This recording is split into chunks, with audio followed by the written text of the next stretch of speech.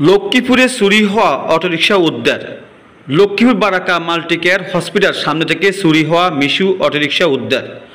শুক্রবার এশার নামাজের পরে পুরো 7 নং ওয়ার্ড শমশারাবাদ জোরদিঘির এলাকার নামক স্থান থেকে স্থানীয়দের সহযোগিতা মিশুক অটোরিকশা উদ্ধার করে মিশু চালক জাহাঙ্গীরের হাতে হস্তান্তর করেন স্থানীয় এলাকাবাসী।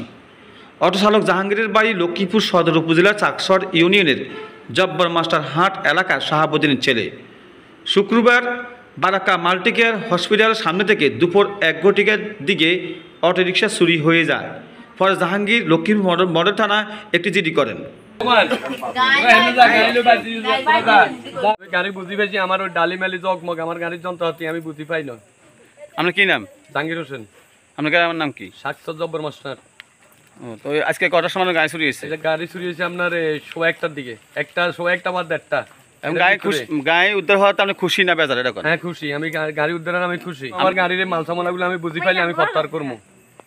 গ্যারান্টি দিছি, আমি আমার মাল সামানা বুঝি পাইলে আমি অভিযোগ উঠাই নেবো। আমি কারোর লগে আমি বেয়াদবি করি না।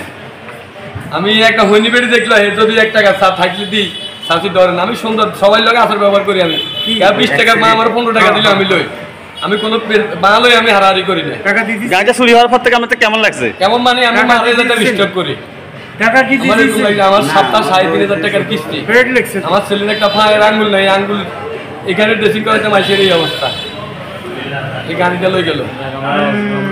গাড়িটা না পাইছেন? হ্যাঁ আমি গাড়ি বুঝি পাইছি। হ্যাঁ আমি খুশি ইনশাআল্লাহ। সকাল হইতে মানে নামে তখন আমি দেখছি নামতেছে, উনি প্রায় সময় আসে।